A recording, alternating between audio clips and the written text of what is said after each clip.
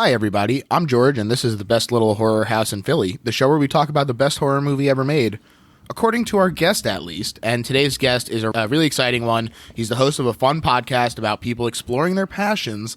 Adam Unze from the Spark Parade is here. Welcome, Adam. Hi, thanks. Thanks for having me. Oh, absolutely, our pleasure. Why don't you tell us a little bit about your podcast? So I talk to artists and entertainers about the single most influential cultural work for them. So that can be a book, a film, TV show, whatever they are most passionate about.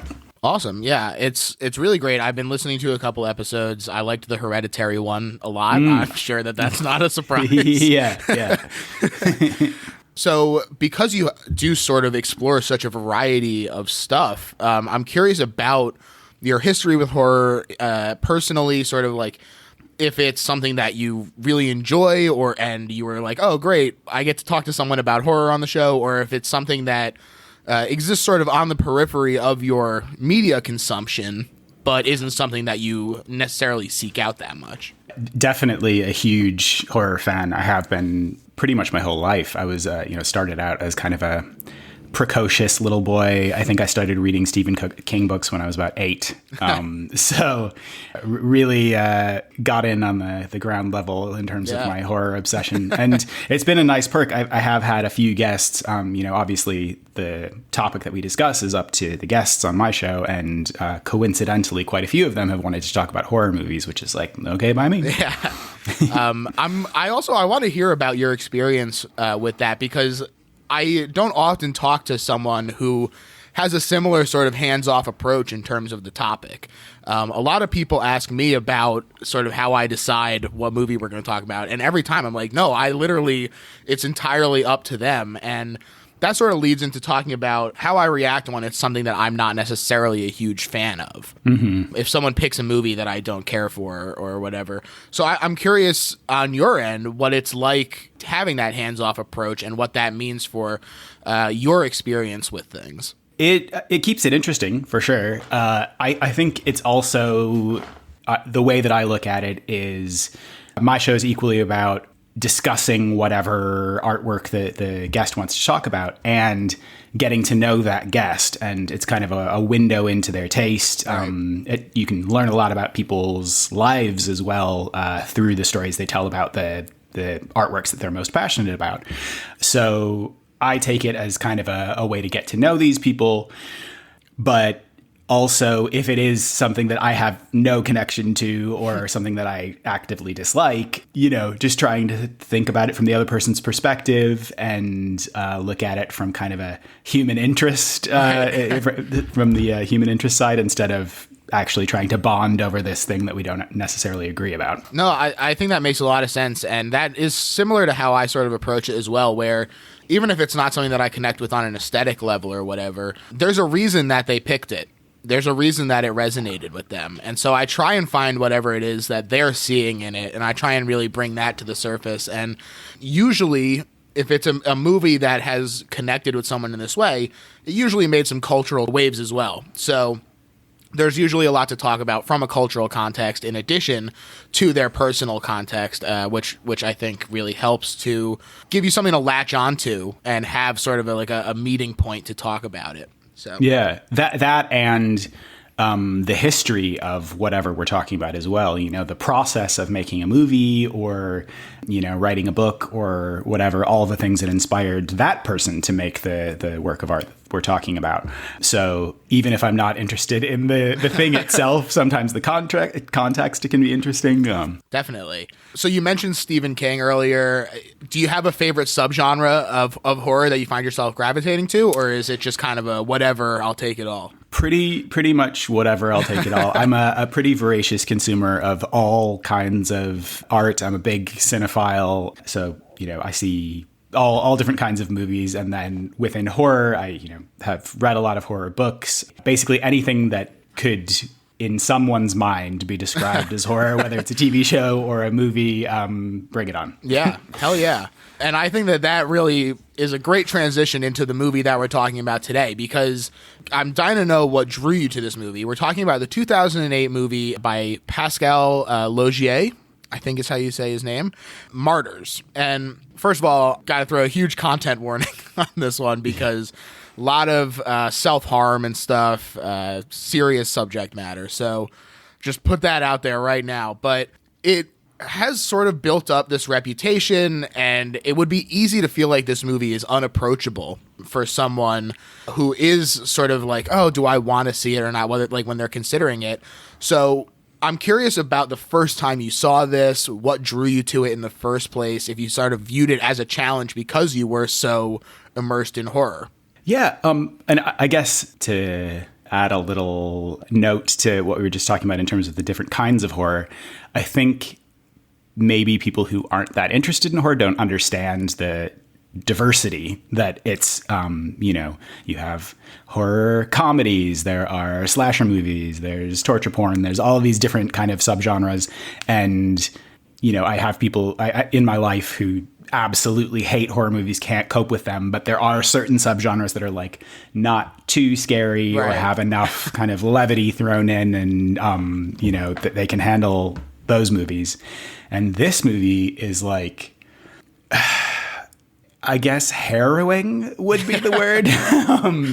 And I first saw it, I lived in London for a long time, and there's a horror film festival there every August. There are 2 public holidays in August, and the second one, there's a long weekend, so everybody has work off on the Monday. And there's a movie theater called the Prince Charles. It's like a second-run movie theater mostly. It's like the kind of place that shows, the Rocky Horror Picture Show and that kind of stuff. Has like the big special event screenings. A repertory theater kind of thing. Right. But then once a year for 4 days, they have this horror festival that is fantastic. It's actually, their definition of horror is very loose. It's a lot of kind of fantasy stuff as well that gets thrown in. But it is really, really fun. And I had gone a couple of times just to see individual kind of select films. And the year when Martyrs was playing there, my friend and I decided to get passes for the whole weekend. Right. And it was one of the most intense experiences in terms of consuming entertainment in my life because there was no break. It was like from 6:30 or 7 on a Friday until about 10 or 11 on the Monday. Movie after movie after movie, no breaks. If there was a break, it was like 15 minutes. Right. And just while they change what's playing. Exactly. Yeah. And like, getting people out, cleaning the theater, getting people straight back in. And the theater is right near to Leicester Square, which is a big, like, touristy. It's kind of like Times Square. Right. And the only thing at that time, especially, that was available to eat, it was like McDonald's and Burger King. So we kind of sustained ourselves on the worst possible food. And we're like, it was, August, like bright sunshine, beautiful outside. And we were just like in this dark movie theater watching. Cram down a burger, get back totally, in. Totally. Putting the most terrible images in front of our eyes that we could, just like, on paper, probably not the best conditions, but it was so amazing. Yeah. Like we, loved every second of it. And that's how I saw this movie. And because we had a season pass, it was like, I don't know if I even looked to see what it was about. We were just seeing everything.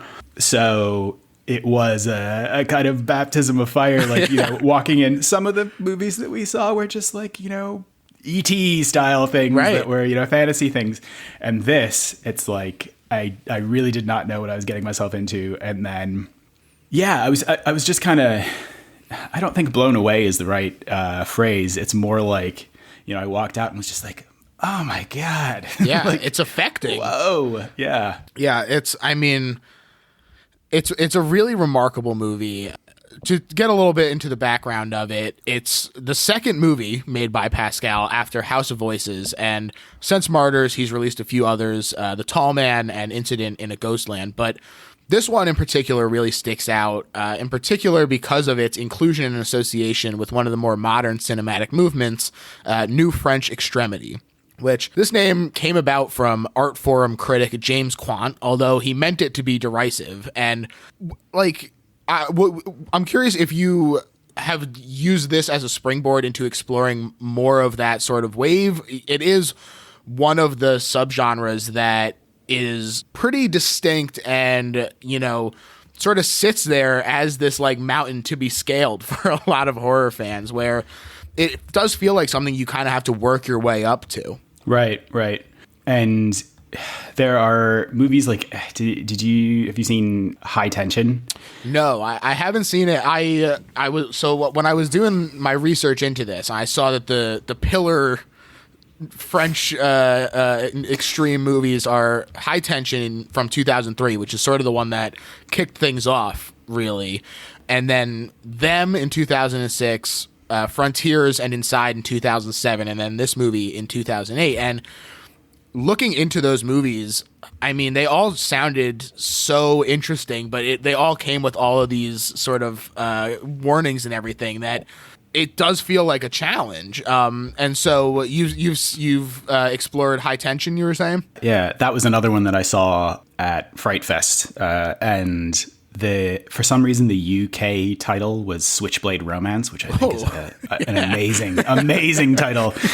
But, High Tension, I think, is a better translation or a literal translation from French. Right. And with that one, it's like the director is Alexander Aja, is that how you say his name? Right. Yes. He directed like Crawl, I think, and he's become kind of a Hollywood horror director. Right. He made the transition. Yeah, and that movie I enjoyed. I think that the ending of that was a bit wah, wah to me, but that I think the difference between that and Martyrs, in my mind, is that High Tension, the violence feels a lot more like it's not beside the point, but it's violence for the sake of violence to kind of say this is a horror movie. Right. It's there to shock, not actually to facilitate the conversation. Right. And with Martyrs, it is incredibly violent. There's so many horrible, disgusting things that happen, but it's all stuff that feels really essential to the story. Yeah. And I think that was the kind of key difference between these two movies. The reason that Martyrs has stuck with me is that the story itself was so... It keeps you on your toes. The first time I saw it, especially, it was like I had no idea what's going on. Yeah. And from moment to moment, the story is kind of shifting and evolving, and it takes a really long time for it to become clear exactly what's going on. And then once you have that shift, it's like the tone changes completely. Right. It reframes itself a few times. Right. So I think from a storytelling standpoint, that kind of stuff, I like to be surprised. And I really like the feeling of going into a movie not knowing anything about it and being able to just like let it happen to me. I think that is much less possible now. Anytime I hear about a movie, it's like you're bombarded with things on social media where there's just like, if not spoilers, you'll get at least some kind of picture of what it's about. Yeah, definitely. I mean, I really feel like I have to be on like an aggressive media blackout about things that I want to see. Like, I have to, you have to be like, okay, what do I think they're going to talk about? Let me build like a muted words list on Twitter. Right. It does feel a little excessive at times, but I agree that it is nice to come into these as blind as possible and really feel like you can be taken along for the ride. And I think that this is where festivals really do get a chance to shine. People who are maybe considering attending a festival in your own hometown when that's possible again, you really get to be one of the first people to check it out. And that means that you're not coming into it with other people's opinions or their picture of what it's going to be and everything. So it is a really cool experience that I definitely encourage people to try. Yeah. And I think the thing about this festival in particular is like, I used to go to the London Film Festival a lot. I've gone to the New York Film Festival when it's actually been happening. Right. But the prices with those festivals, the length, the duration of the festival is so long that having that same experience of being able to see everything without like, a press pass, it's pretty prohibitively expensive. That's true. It's also like, who who, what people who are not in the film industry have the ability to just like say, I'm taking 2 weeks off of work and all I'm going to do is watch movies and I'm going to spend $1,000 on it. Right. So, I think you have to be a little bit more selective a lot of the times when you're going to film festivals and actually do some research and say, okay, these are the 5 movies on the list that I think are the ones that appeal the most to me. So having the luxury of, I think it was still a bit of an expense, like more money than I would normally spend on going to movies. It was probably like £200 or something like that for the whole weekend. But being able to say, I'm going to splurge this once, it was like going with one of my best friends and just having this experience saying, we'll probably only do this once in our lives. Definitely. And just being able to like have, good and bad, just experiencing all of these movies. I think we probably saw about 20 in the weekend. So yeah, very intense. Yeah, it definitely sounds that way. So what I find interesting about this film movement is that whereas many of the waves in film tend to consist of artists that hew together pretty closely in aesthetic and tone, the Greek weird is probably the most modern example of that. But New French Extremity is sort of more about the content than it is about the actual look of the film, which does sort of differentiate itself. A lot of the hallmarks of these movies that I found called out were sexual decadence, troubling psychosis, and brutal violence. And I think that, that's kind of it's a clinical way to put those things, but I think that they definitely are extremely present in Martyrs in terms of being able to slot right into this movement. And it also utilizes this interesting fear of invasion by other that came up a lot, whether that's physical space being intruded upon in a home invasion, your body being violated physically through violence or torture, or even mentally through being brought to the breaking point. And I just think that it's a really interesting exploration of this impermanence of the human body a lot of the time. They're using exploitation and even destruction of our physical form to sort of further our understanding of what humanity is and what it means. And I feel like that's a really interesting thematic through line through these movies that is very serious. It feels like a very intense theme to be so interested in. And I'm curious to get your thoughts on that. Yeah, and I think that idea bleeds through into other areas of this movie as well. But it's like, obviously there is a home invasion element of this. There is torture, both physical and psychological.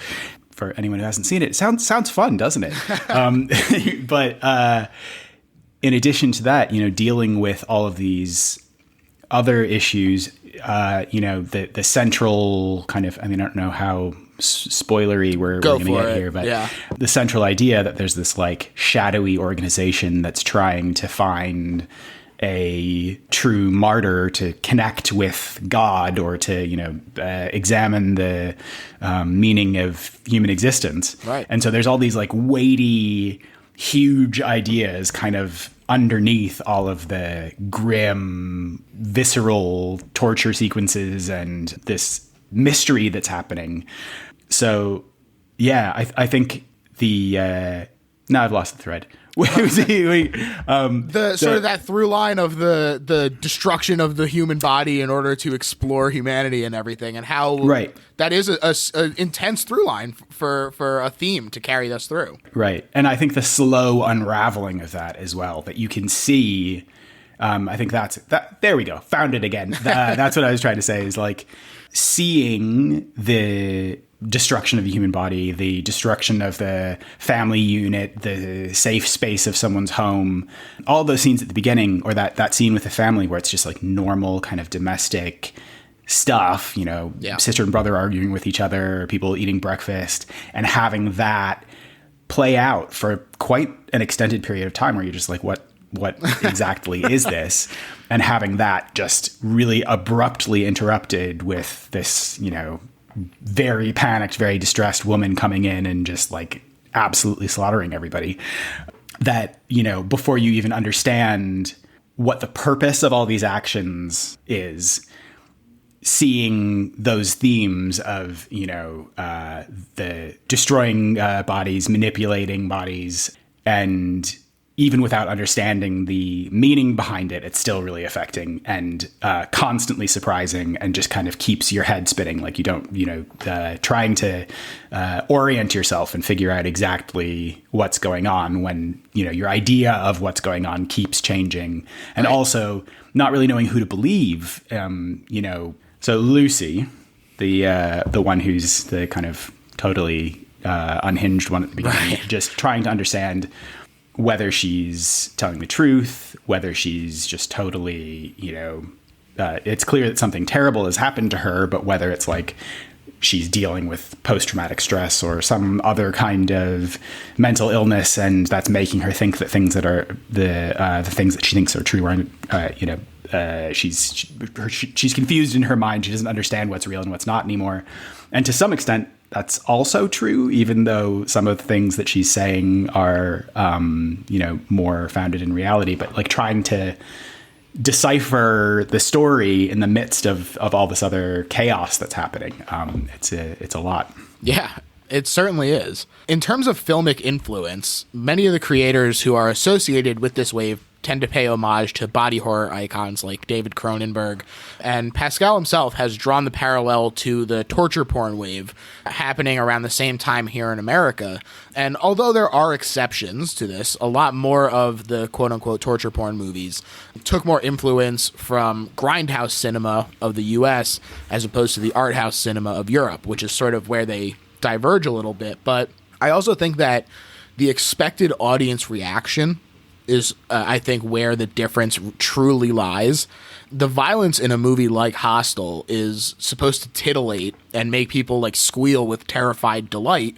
But in a movie like this, we're genuinely on the side of the victims here. The violence is oppressive and it's hard to watch, and it's there for a point, not just to get the endorphins rushing through teenagers trying to play grab ass in the back of a movie theater. Right. Like, to put it plainly, it kind of removes the porn part of the torture porn equation that in a way that I think is really interesting. Yeah. And I think in some ways with torture porn, especially with a movie like Hostel, it's like the story serves the violence. The story is like a vehicle for the violence. Right. They have set pieces in mind. They say, we want to make sure that this happens. How do we carry these characters to that sequence? Right. And with a movie like Martyrs, it's the opposite. It's like the violence is necessary in the telling of the story. It's a vital part of conveying the message of the story, but the story is still the focus. Right. One thing I also thought was really interesting when I was looking into Pascal's sort of response to the reception of this movie is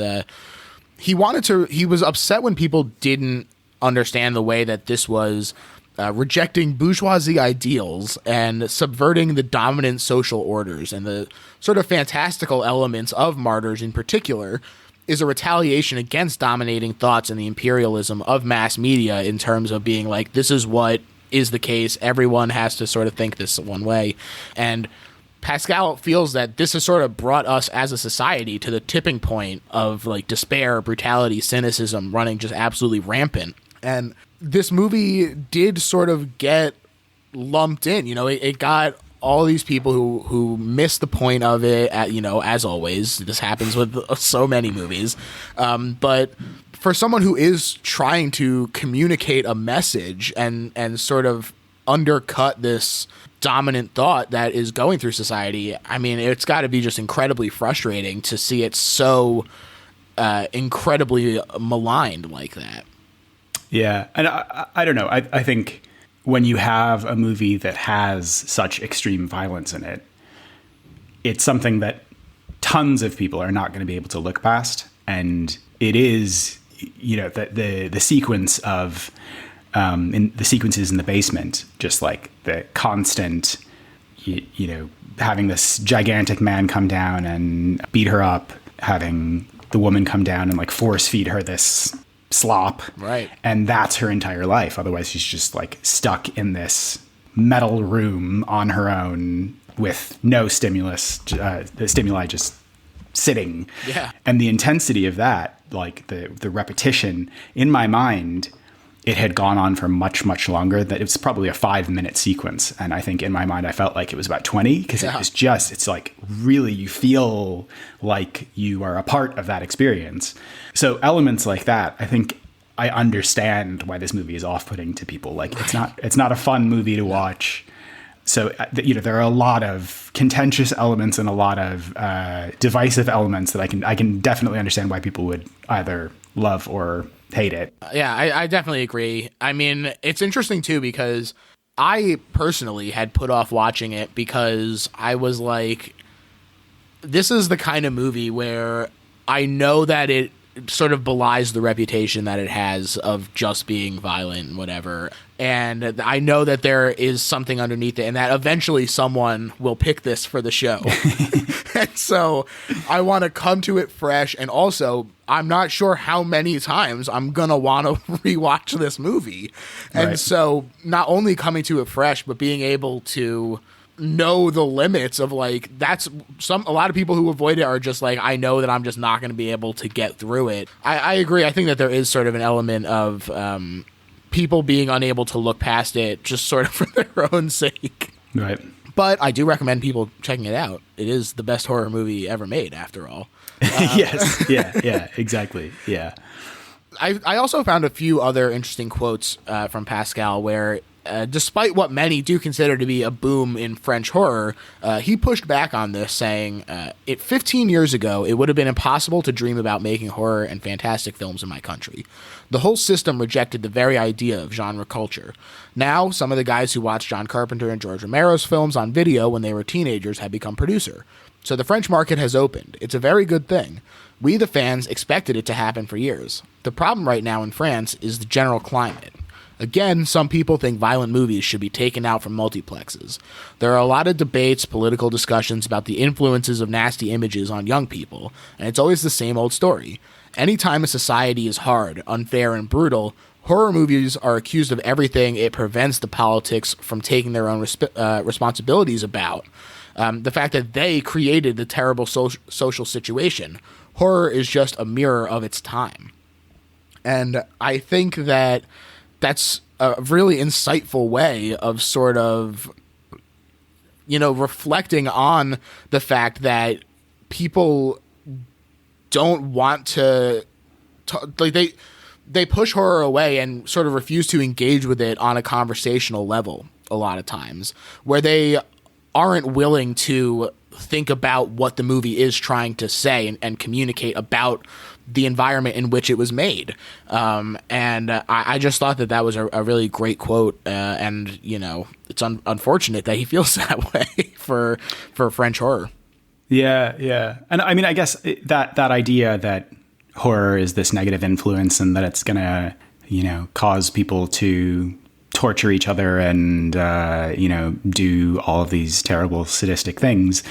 It is the same laziness to me as, people who think that there should be warning labels on hip hop records because the message is terrible and they're, corrupting the kids, or the same thing with video games, all of that stuff. That it's like the reason why people commit crimes, the reason why terrible things happen in real life. It's very complex. It's not as easy as just saying stop people from watching horror movies and everything's going to be okay. Right. So I think kind of drawing attention to that, pointing out the ridiculousness of that is important, but also talking about this movie in particular, that it's like, again, the story at the heart of this movie is the story is what drives the action. Right. And as I've said, the violence serves the story. There's a purpose for it.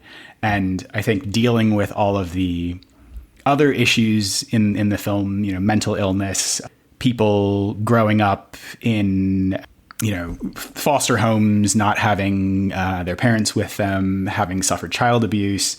And then also the kind of, greater, what is the meaning of existence questions that are kind of thought about. And also like the idea of cults and people, dedicating their lives to like this sort of nefarious pursuit of truth in this very, terrible, obviously sadistic way.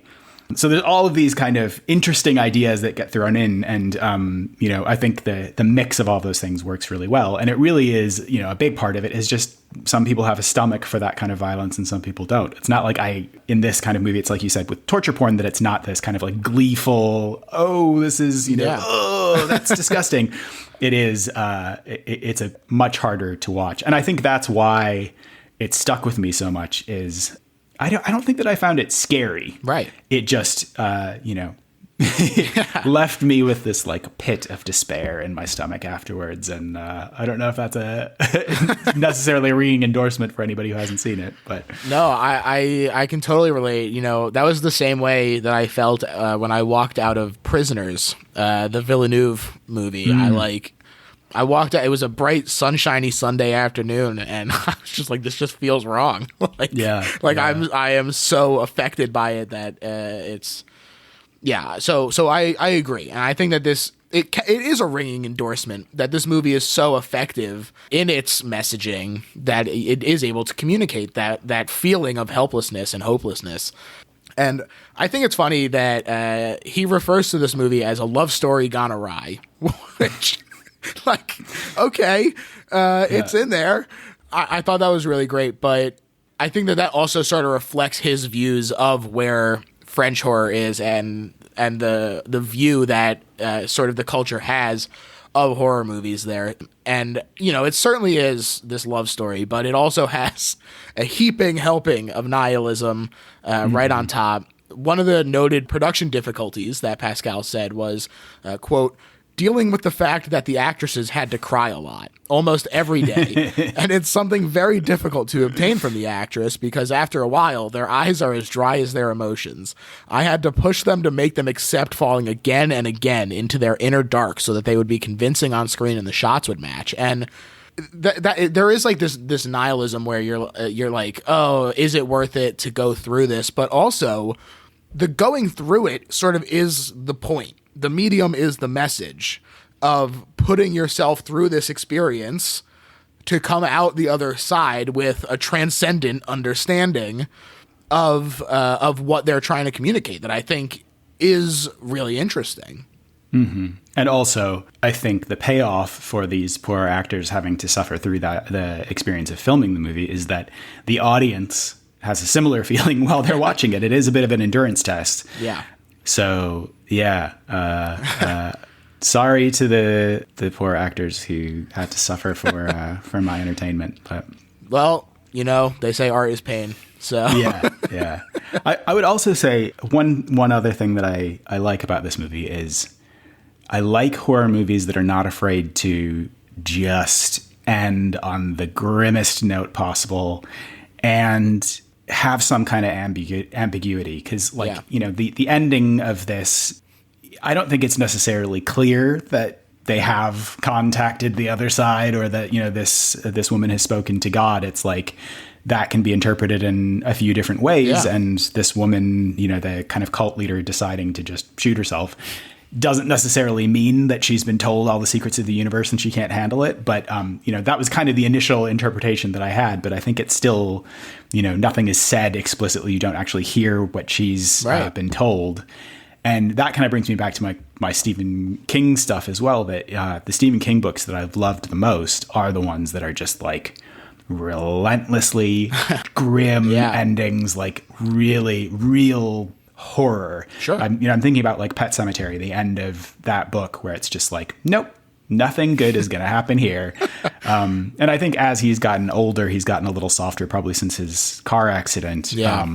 Most of his books have relatively happy endings. And so I always feel like, I know everything's going to be mostly okay at the end. So, and sometimes that's good too. I'm very open in the kinds of horror that I appreciate, but I do have, I don't know if a soft spot is the right way to put it, but I do appreciate when a horror movie or a book is willing to just say, nope, this is actually just horrible. Yeah, hey, and that also leaves it open to artists who adapt his work, like, with The Mist, where they change the ending and make it 1,000 times bleaker, and, goddamn, it's a good movie. Yeah, seriously. And it's one of my favorite Stephen King adaptations, and I think that, the opposite is true of the American remake of Martyrs, where they're just like, oh, this is going to be too much for them, and we're going to pull it way back. Yeah, when you sanitize something like this, where that violence is so integral to the story, because it's not just there as the attention grabber, that sanitizing really works against the movie, or whatever piece of art it may be. Right. And it kind of just sucks all of the intensity out of it. And I mean, the American remake is much more like, feels more in keeping in tone with like, I Know What You Did Last Summer or something like that, instead of like this massively upsetting, traumatizing experience. And I mean, yeah, so it got a mixed reception, of course. Martyr, at Cannes, you always hear stories about how these movies, it gets walkouts, fainting, vomiting, bursting into tears. Wouldn't be Cannes without a few bursting into tears. Yeah. Oh God. Whenever I hear stories of those kinds of reactions, I always just think either somebody's been, planted in the theater to have that kind of reaction, or it's just like people who really don't have the stomach for horror, who shouldn't have been there in the first place. Yeah. There was another, before Hereditary came out, I read a lot of stuff about, people crying and, curling into the fetal position on the floor and whatever. And it's like, okay, calm down. I agree, frankly. Yeah. So there you go. That's your cultural context. We're going to take a quick break, but we'll be right back to the show. As we leave 2020 in the rear view and head into 2021, I think we've all earned a resolution to treat ourselves. And nothing says treat like Tuck-Ins, the inside-out, all-in-one s'more. With a crunchy handmade graham cracker covered in decadent chocolate and wrapped inside a fluffy marshmallow on a stick, it'll be love at first taste. And there's all kinds of great flavors that you can mix and match, including original, cookies and cream, peanut butter cup, and even some rad seasonal flavors. Plus, unlike a regular s'more, Tuck-Ins can easily be roasted indoors or out, over the fireplace, the fire pit, even the stovetop will do the trick. And they stay delicious for up to 3 months in the freezer. So head to tuckins.com and use the offer code BEST20 to get a whopping 20% off your order, while also letting Tuckins know you heard about them from the Best Little Horror House. That's tuck-ins.com and BEST20 for 20% off. So make the new year a sweet one with the no mess inside out s'more. And now, back to the show. Now we'll start getting into the actual movie itself. So it's 1971, and Lucy Jurin escapes from this abandoned slaughterhouse where she's been imprisoned and tortured for more than a year. And they really throw you into the vibe immediately. It's grainy footage. It's bobbing around as she's running, and she's all beat up. Really does a great job of making you really curious and uneasy right away. And she doesn't even say anything as she runs. She just kind of flails and screams wordlessly. It's a really intense opening sequence. Yeah, yeah. And that kind of feeling... I keep repeating the same points over and over again here, but that feeling sticks through the whole movie, where it's like each new scene, each new setup, there's these gigantic question marks like, oh my, what is going on here? And, starting the movie kind of knocking you off your feet and just being, like clearly something horrible has happened, and then not coming back to the why for quite a while. So you're kind of left to forget that piece. And I love that kind of storytelling where it's just like dropping little clues and, building up to revealing what the story is actually about instead of just laying it all out there. Yeah. And I like when a director and a writer trusts their audience enough to know that people can, delayed gratification is not the end of the world. Right. We'll keep that in the back of our mind. We don't immediately lose track of the fact that this little girl is escaping torture. Right. But similarly, when the hospital goes to check out where she was kept, they also don't find a lot of clues. They similarly have to have this delayed gratification. Right. She wasn't sexually abused, just, quote, common abuse, as the movie puts it. But in addition to the wounds, though, she's malnourished, dehydrated, and heck, even has a mild case of hypothermia. But despite it all, she won't say anything, and the perpetrators and their motivations remain a mystery to the characters in the movie and to us. And it does build this great mystery of, okay, we're going to be finding out who this is all, like who committed this, how it's affected these people. You understand that you're going to be seeing the ripples of this moment through the entire movie. Lucy is placed in an orphanage, and she has a rough time acclimating, but she's eventually befriended by a young girl named Anna. And there's a really great transition here that I loved, as the footage from the past is shown to be just that within the context of the movie as well. And the doctor pulls up the screen. I like genuinely was like, oh wow, like that was a really nice scene transition. Yeah. Anna doesn't think Lucy will remember. Like she's like, I don't think that she's going to be able to tell you anything. But when Lucy doesn't come to lunch, and so they go to like check in on her, and they find Anna finds her just covered in these deep wounds on her arms, and she says it wasn't her. And again, you get to be like, okay, we're building this mystery. Like, what's going on? How is this happening? Less delayed gratification in this particular instance, because that night, Lucy sees this scary figure sort of dashing about the room before looming over her bed and screaming at her. Cut to the title card. Great intro. Really just amazing stuff. Yeah. I think because there's like stuff where, there's people hallucinating things, and some things are real and some things aren't. And kind of the pursuit of the truth in this story, knowing who you can believe and who you can't, and knowing that sometimes there are people who are like both reliable and unreliable narrators. And Lucy is a prime example where it's like there is stuff about the story that she's telling that is true. She's telling the truth about things that have happened to her, but she's also seeing things that aren't there. And because of that, it's like, it's really difficult for Anna and for everybody else in her life to understand whether it is just trauma and mental illness and PTSD, or if her, that there is stuff in her story that is actually real. Right. It's challenging, certainly, for them. And I think that that's where some of the horror really comes from for me. In addition to the physical, trauma that we see inflicted on these people, there is sort of that fear of, if I start to lose my grip on reality, will people believe me? Will I even be able to tell that this is happening to me? Because you are able to see this little girl going through this, you're able to empathize with her, and really, it's a scary notion. Yeah. And also just, the layers being peeled back in the story, that every time it feels like there's going to be a dead end, like Anna coming into the house and seeing that Lucy has, caused all of this destruction, killed everybody there, and is still not really articulating what has happened to her and why she's done this, just saying like, they hurt me. Yeah. But not really being able to, lay out exactly what happened and give a clear like trajectory for, her decision making. Right.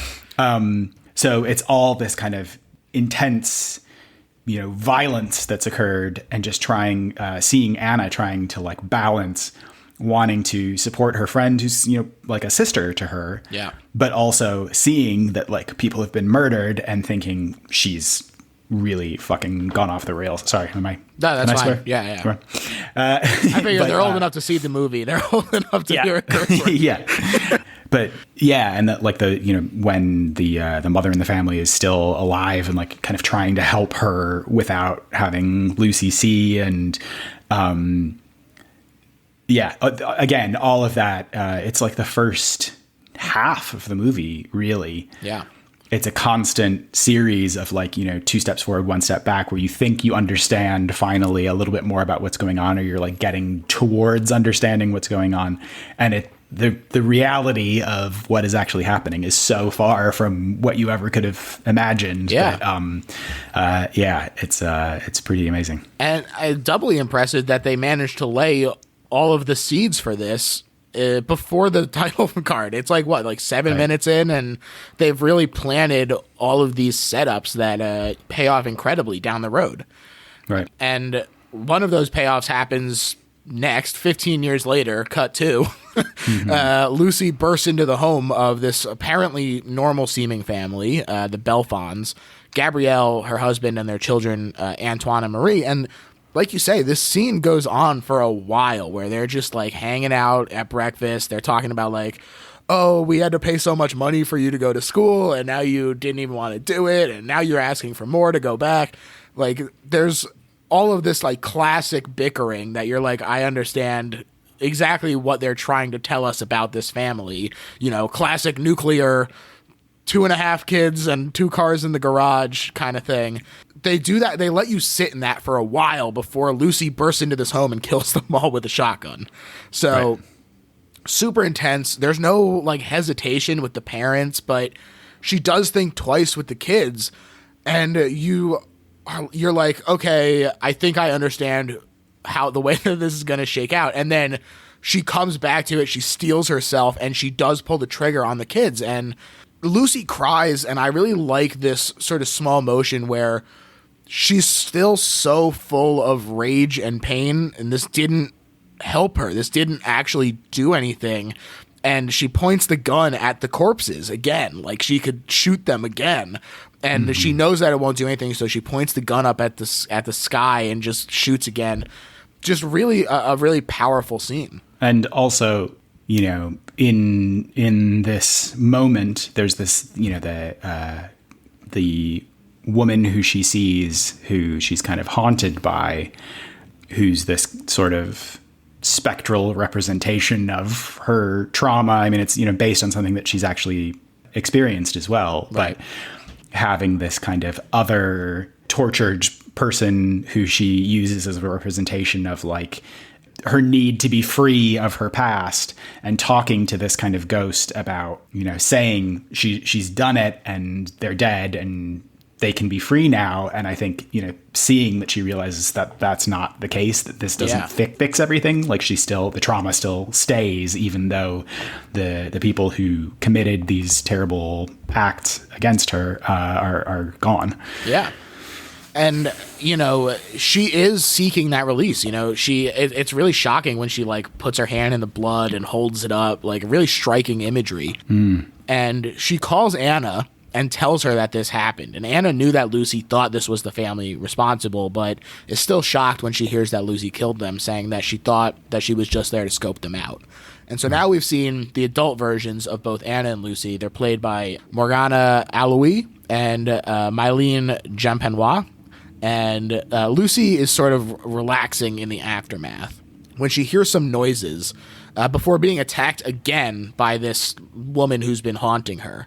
And although we have seen some violence already in terms of, you know, this shotgun and everything, this is the first glimpse at sort of the unflinching, shocking attacks as this manifestation of guilt drags the razor across Lucy's back. Like, I think it's really the first sign of the sort of movie that you're in for, because I was like, all right, I get this movie. Like, it doesn't seem like it's going to be that crazy. And then suddenly that scene kicks in and you're like, okay, this is really ratcheting up in a really intense way. Right. Yeah. And I think that is more in keeping with the violence in something like High Tension, where it's just like, you know how in normal horror movies somebody might like get stabbed or something and you'll see the knife going in, but then it's kind of, you know, that's it. It's not like a really intense close-up of the wound or anything. And this movie is like, no, we're going to, you know, microscopic detail.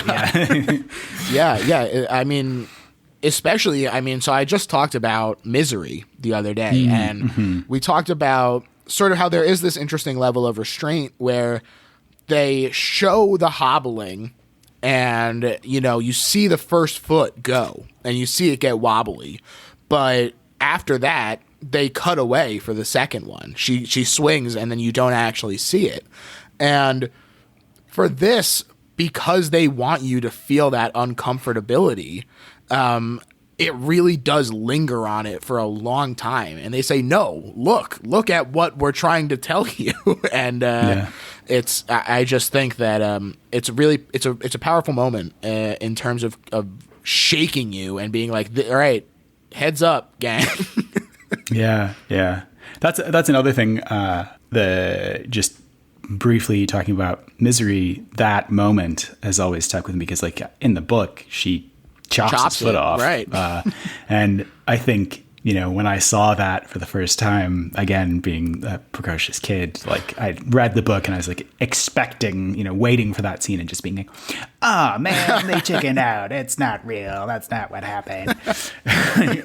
But it's a Rob Reiner movie. I think you have to be a little softer. And so Anna meets Lucy there.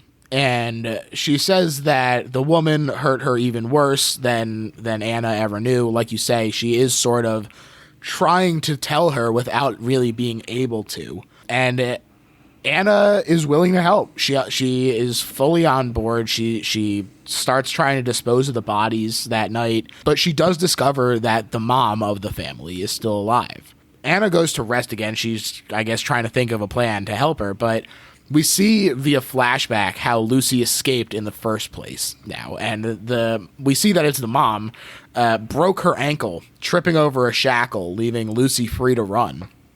And this is also, unfortunately, when we see that Lucy left another girl behind. And this is what she's tortured by, in addition to, the series of traumatic scars left on her by the actual assault on her. She feels this guilt of leaving this other woman behind, especially having looked into the room, made eye contact with her, and then been like, shit, I gotta go.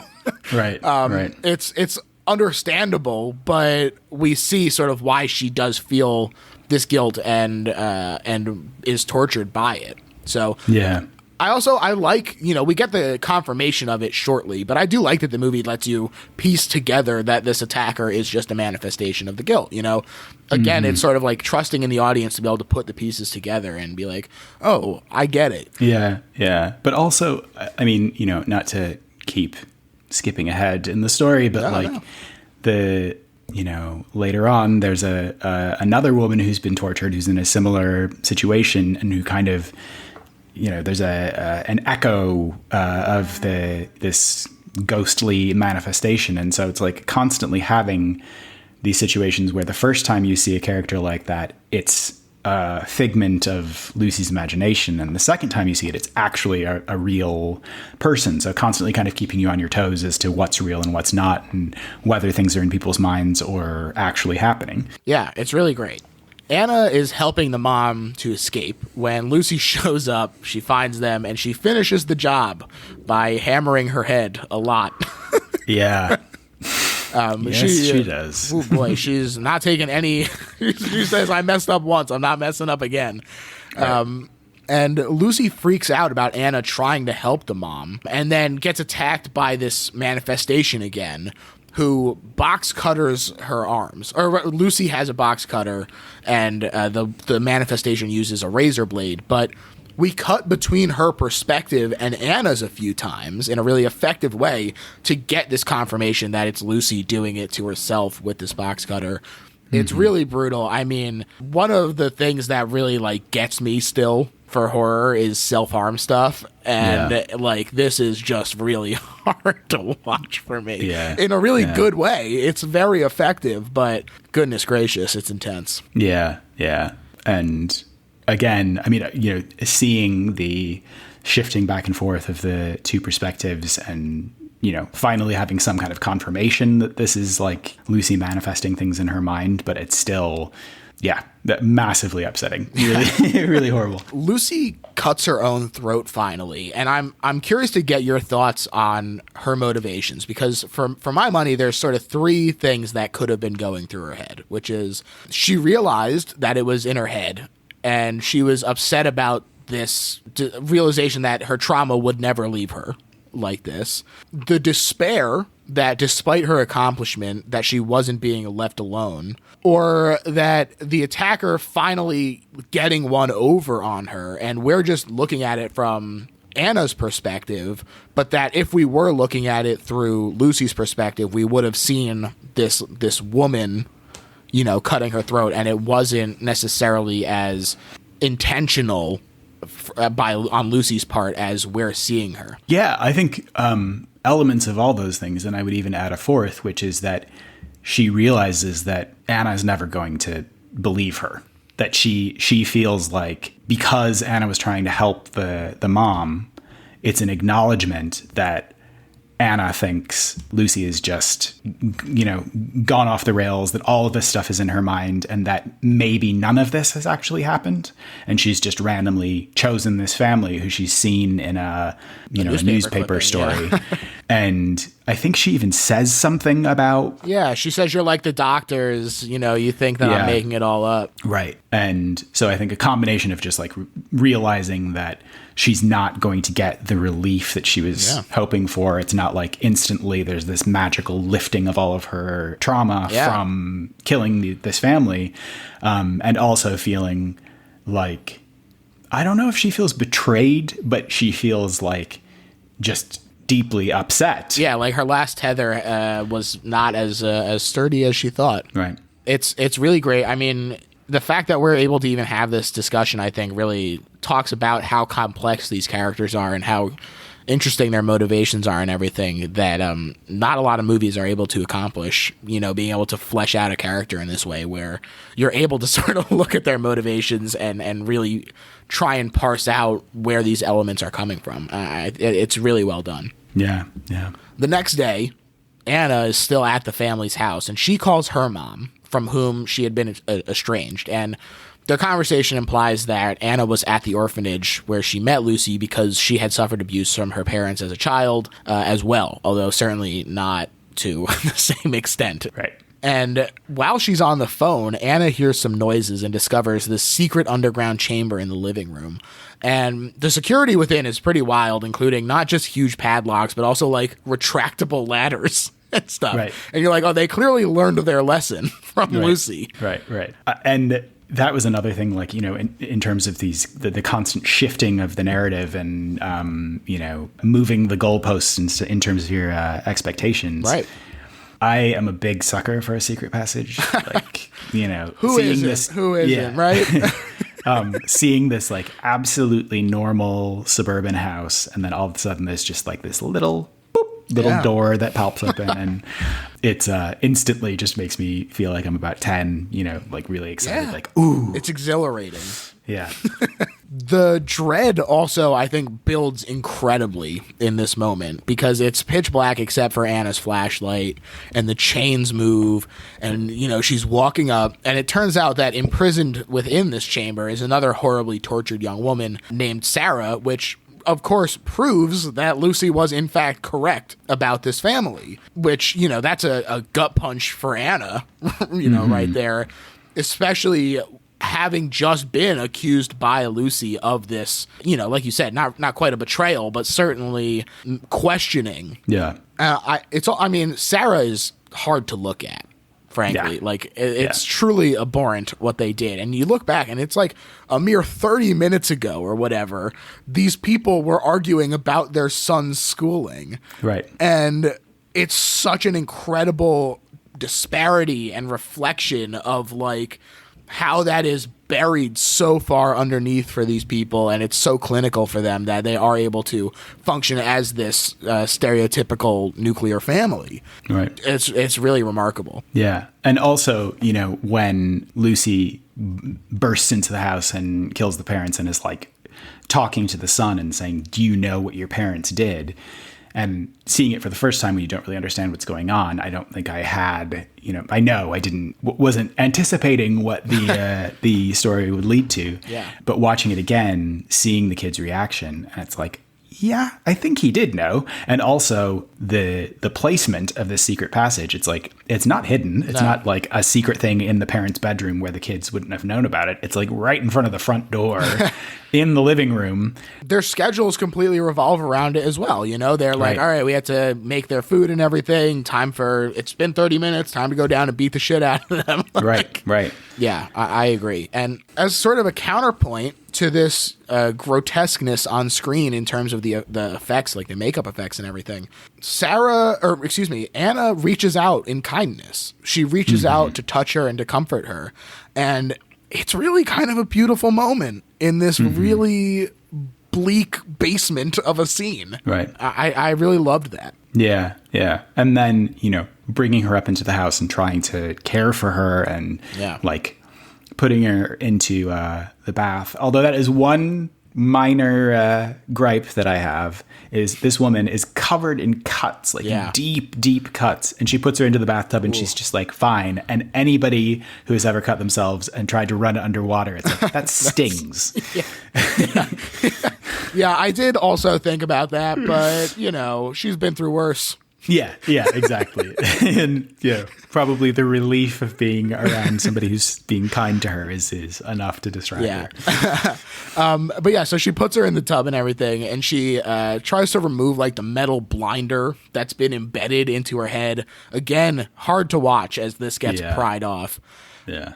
And then later, they spend a little time apart, and Anna she hears a noise and she finds Sarah chopping at her flesh with this knife. Mm-hmm. But when she tries to stop Sarah from doing this, a group of strangers arrives and shoots Sarah in the head before dragging Anna into the secret chamber. And you're just like, holy shit. This is that reframing that you're talking about, where everything up to this point has been like, oh, it's a mental illness thing. Oh no, it's actually happening, and it's like this secret society thing. Oh no, all of a sudden it's home invasion elements. Like, they really keep you on your toes. You're shifting from one awful image to another, and it keeps you. It's so fast too. It happens so quickly that it's just really incredible to be swept up in this ride. Right. And also in that moment, these people burst in, and up to then, again, like, my perception of what was happening is like, it's limited to just this family. This family were, capturing people and torturing them, and they've been doing it for however long, decades, and it's just them. And then you see these people bursting in, and they're, some of them are wearing kind of paramilitary gear. And so my initial thought was like, it's the police, it's the authorities coming in, and they're going to think that Anna is the one who killed all these people, and somehow somebody saw her bringing bodies outside or something and called the police. And then again, almost instantly, having that assumption just turned on its head, and it's like, nope, something completely different. Yeah.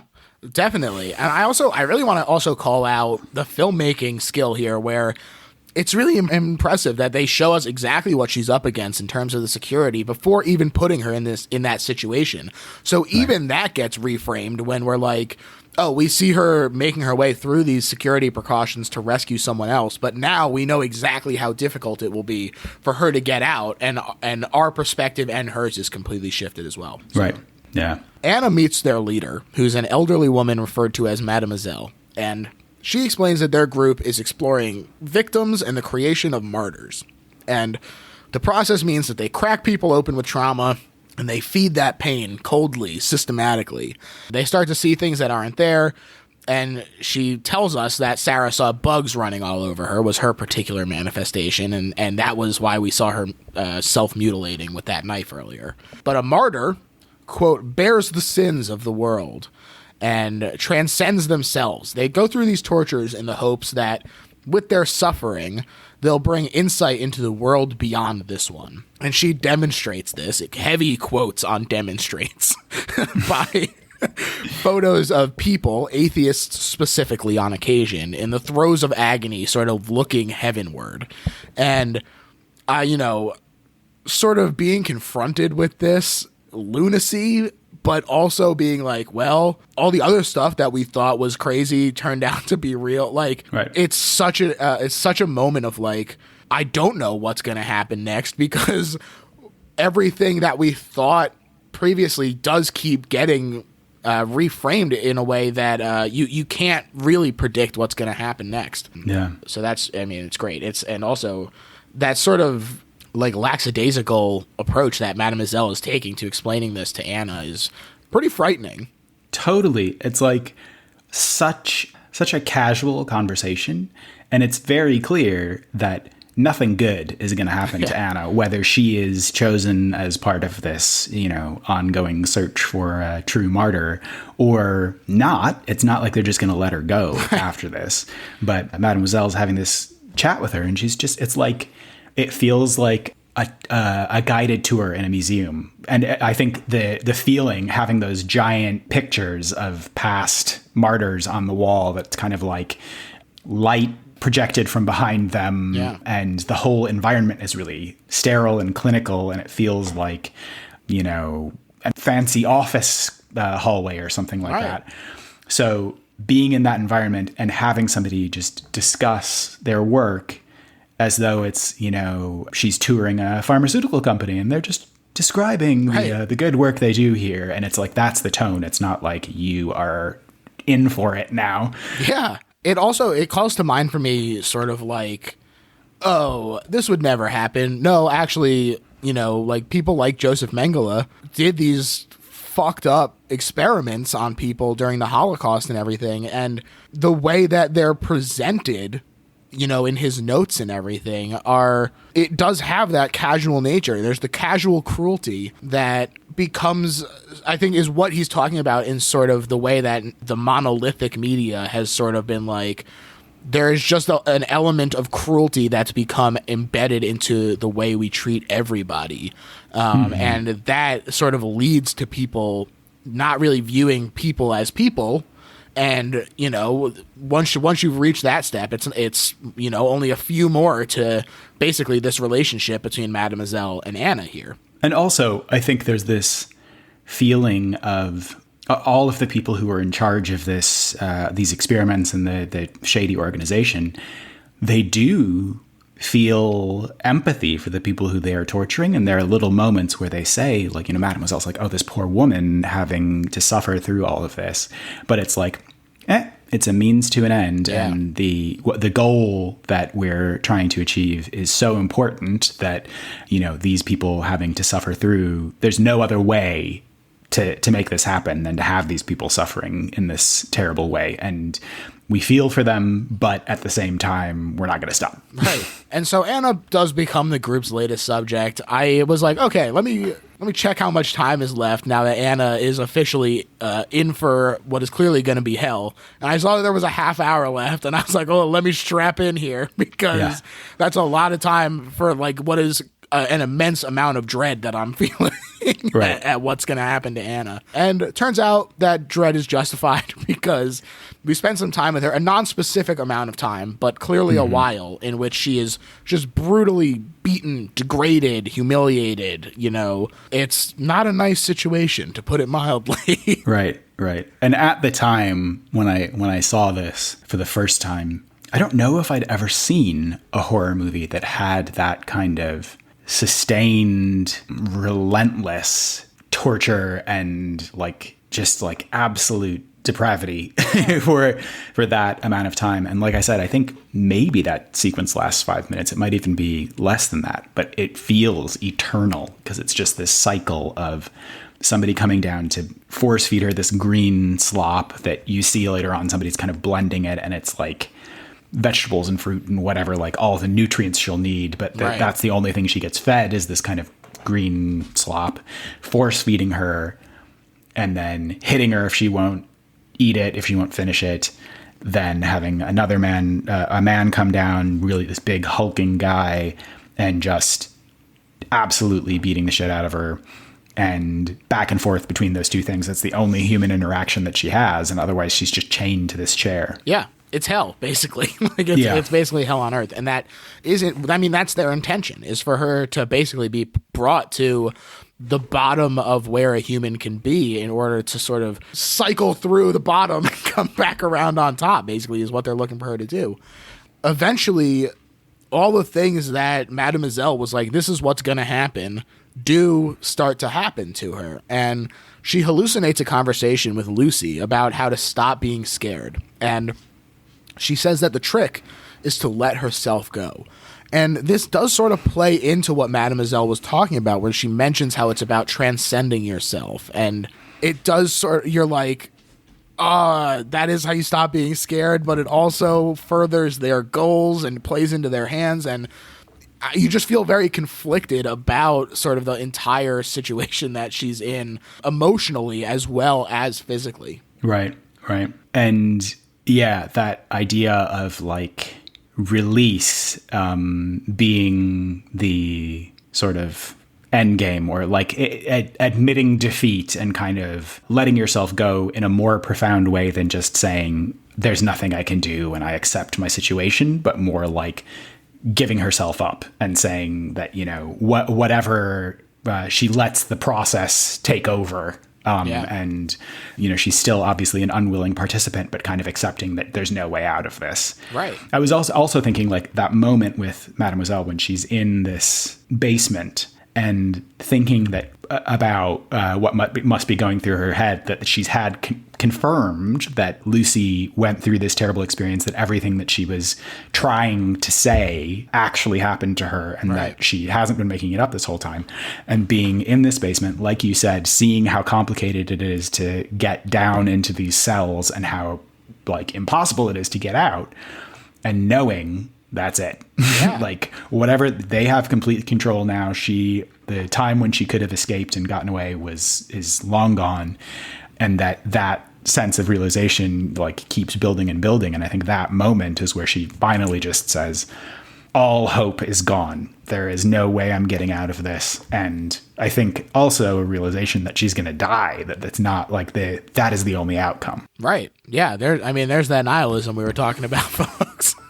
Right. But she does sort of transcend this state that she's in. She's much more calm. She eats, she drinks whatever they provide. She suffers their beatings as peacefully as she can as this peaceful music plays. And we realize that she is sort of progressing according to what they're anticipating. And she gets told that she's reached the final stage. And she gets flayed alive, and they really let it build. Again, there's this sort of unflinching camera eye where they just focus in on her. Counter to the previous unflinching camera eye, though, this is, now that we know that it's really about her emotional and mental state, instead of focusing on him cutting her skin, which it doesn't seem like they would have shied away if it was integral to the plot, we instead focus on her face. And we see the emotions crossing her face, the pain and, the endorphins that pain automatically does bring forth as well, just because of body chemistry. It is a really interesting and subtle camera decision, I think, that pays off extremely well. Yeah, yeah. And that moment where this woman who's been a part of the torture comes down and kind of very tenderly whispers to Anna, like, you're doing great. Everything, your pain is almost over. Everything's going to be okay. Just one more stage. And like the dread of what that stage could be. And also, once again, totally defying your expectations. Like anything that you could have imagined was going to happen, it's like, it wasn't going to be that. And the fact that she's like strapped into this contraption that looks almost like a gyroscope. It's like, making it so that she can be turned every which way so that like every bit of skin can be removed except her face. Ugh. Horrific. Utterly horrific. She doesn't scream, though, despite the clear agony. She has, sort of retreated inward and is peaceful. And when she is revealed, it is grotesque, like we said, but she is both awake and not fighting back still. Like, he goes to like get her wheelchair, move the foots out of the way, the feet out of the way. And she lifts her feet to help him get it out of the way. And, she puts her hand into the manacle so that he can strap her in. And, it's gotta be insanely painful. I truly can't fathom. I can't even come close to fathoming what it must be like. But she's quiet. She's not fighting back. She's positioned like a Renaissance painting, which I find to be pretty interesting. Yeah. But it's clear that she has sort of achieved this transcendence. She's entered the euphoric state. And you're kind of in awe looking at her taking all of this abuse so stoically. Right. Mademoiselle arrives eagerly when she hears that this has happened. And Anna whispers into her ear. Again, like you say, we don't get to hear what it is that she tells her, which is crucial to this ending. Yeah. Yeah. Members of the society start to gather at the house to learn what Anna told Mademoiselle, and we find out that she's the fourth to reach this stage, but the first to communicate it. So, she has transcended even amongst the people who have reached this point. And as Mademoiselle and her assistant wait for everyone to arrive, he asks Mademoiselle if what Anna said to her was clear. Mademoiselle says yes, and asks him in turn if he can imagine what comes after death. And so he says no. Mademoiselle says, keep doubting, and then pulls out a handgun and shoots herself with it. And Pascal himself said that the real point of everything is revealed only in the final seconds of the movie. For me, this was the exciting part of the project. And, I mean, it really is such a shocking reveal here. It's like a fascinating and dramatic twist. Mm-hmm. Yeah. And, you know, in keeping with the rest of the film, where it's like constantly keeping you on your toes and trying to subvert your expectations and, yeah, keeping you guessing and keeping the surprises coming until the very last second. Yeah, absolutely. And I mean, when you, again, sort of consider it, you're like, oh, there is this level of depression that comes after fulfilling a huge goal where you have to, like, consider what's next. And it's, you sort of, like, question what was her intention, what happened. She just found out, like, all of her life's work had led to this point, and now she goes and kills herself. Why? All of these thoughts are racing through your head. You know, to me, it seems like the removal of the suspense and doubt, like, you know, it is sort of this, like, huge high, and then when you plummet, the blowback of this huge endorphin rush and you bottom out, she's like, okay, now I have this done. I have this answer. Why would I, like, what's next? Now I just have to move on. I know exactly the end point. Mm-hmm. And she's lived her whole life in pursuit of this thing, and now she holds it in her hands and she thinks, okay, I got it. Now what? It's just such an interesting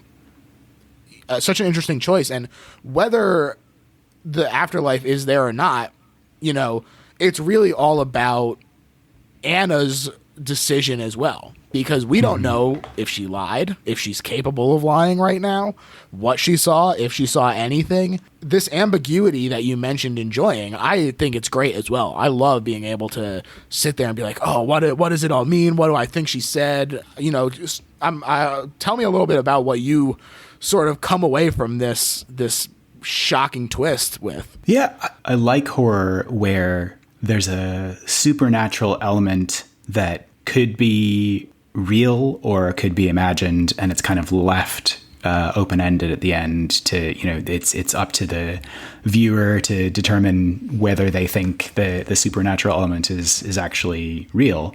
And that's kind of how I felt about this, that it's like whatever is. I also am a sucker for a movie where there's like a, you know, a little whisper of something at the end and you never know what's said. It's like, you know, lost in translation or something. Right.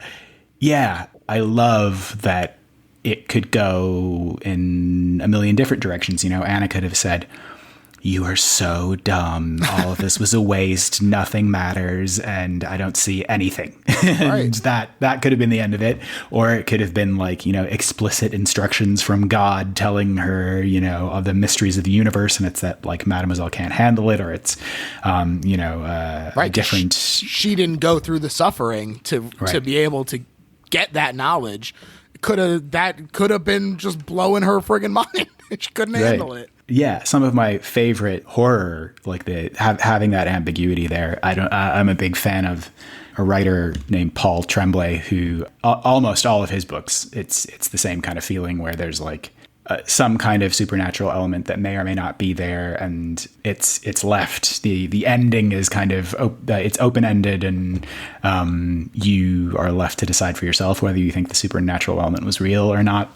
So that has always really appealed to me, that being able to kind of choose your own adventure. Yeah, I totally agree. I think that it's such an interesting topic for him to sort of criticize in this way, to be like, the knowledge of the afterlife removes all the importance of this one, because either there's a heaven and this is just a bullshit waiting room, or there's nothing, and living your life pursuing another just wastes this one that you had. Right. And I just think it's such a fascinating topic for Pascal to be like, you know, don't stop looking ahead and thinking about preparing for the next thing and what's coming down the road. Focus on what's happening now and live in the moment, and, you know, your pain and your joy, and really make them your own, take them into yourself, and be able to use them. Don't be haunted by the past, but don't be so focused on the future.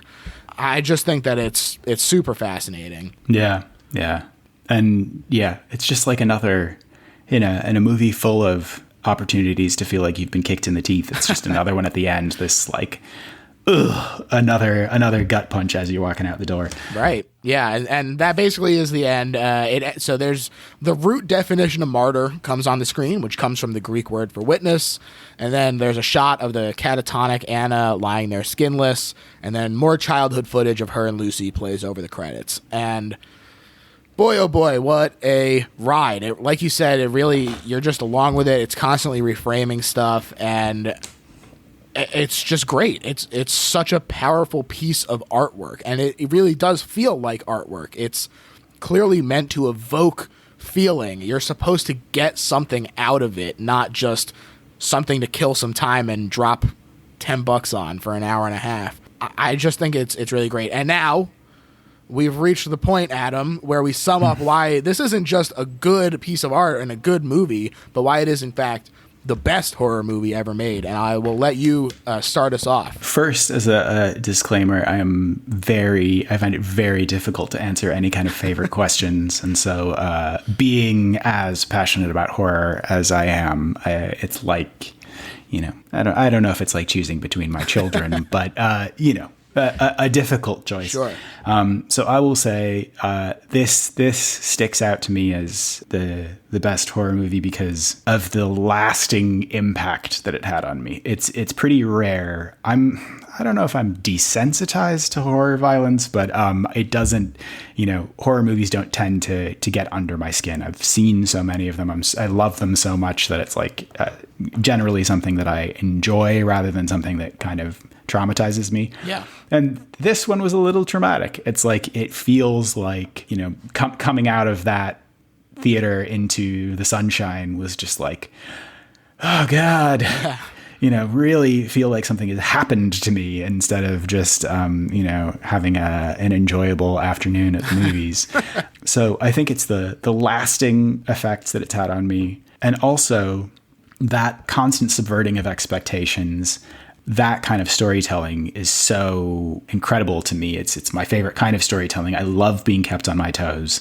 And I'm the kind of person who, because I'm a cinephile, because I am obsessed with horror, I find it quite easy to predict the trajectory of stories many times. And so it's so refreshing to me when a story just completely blindsides me constantly. And it's not just like, M. Night Shyamalan throwing in one twist at the end that's like, oh, that's the button on the end. Right. And even that is something that's become kind of expected from him.